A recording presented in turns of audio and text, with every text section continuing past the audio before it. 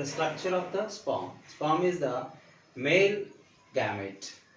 How the male gamete is having the structures and what are its functions specifically.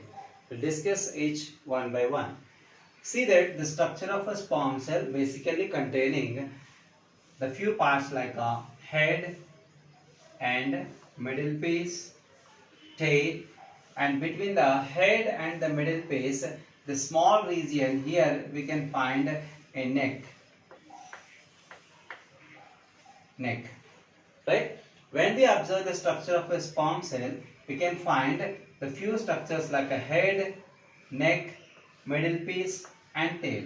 So four basic parts are present basically, right? And what the head, and when we observe that the head is the biggest, the widest part of this sperm cell, and the head contains a prominent nucleus. A prominent nucleus is present in the head region.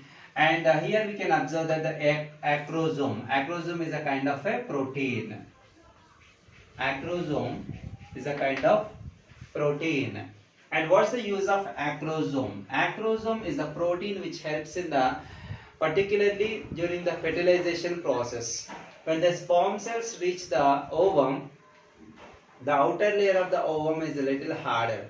So that to dissolve the outer layer of the ovum, to enter the sperm cell into the ovum, it needed some kind of extra support, nothing but a protein layer is needed. So this acrosome helps the sperm cell to penetrate into the ovum.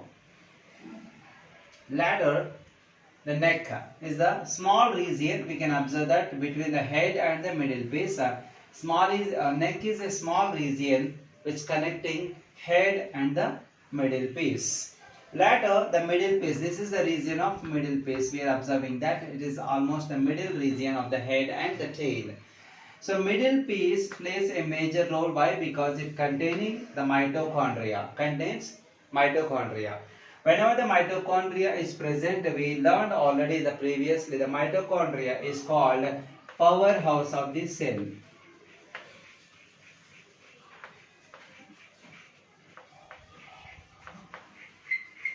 Powerhouse of the cell. Why? Because mitochondria is a part of performing the cellular respiration and producing the energy.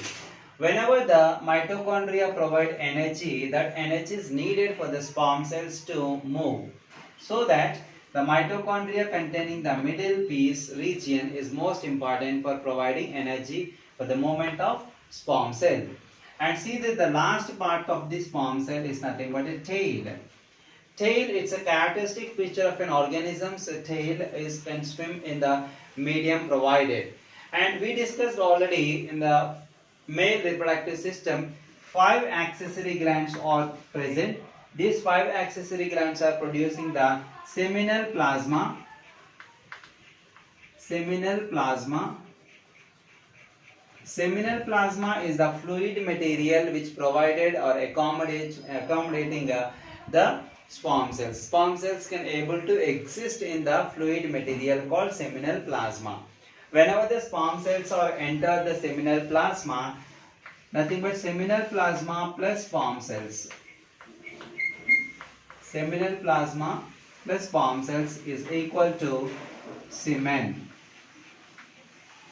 Is called semen. So semen is the complete material of containing the seminal plasma as well as the sperm cells. And see that here it is when the sperm cells are produced from the male reproductive system, out of 100%, the 40% of the sperm cells are showing the more mortality or vigorous mortality. We can say that the vigorous mortality. Vigorous mortality.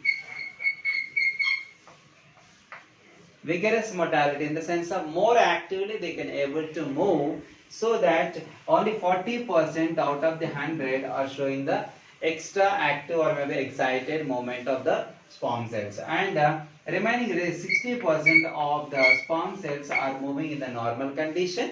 And we are observing that the production of sperm cells is occurring when the males are enter the adolescent age, like 13 or 14 years of age. During the age of adolescence, the male can started producing the sperm cells at the age of the teenage, usually called as the puberty or the adolescent age. So this production of sperm cells is gradually decreasing, depends on the age. Depends on age, the production of the sperm cells is decreasing, right? This is regarding the sperm cell structure.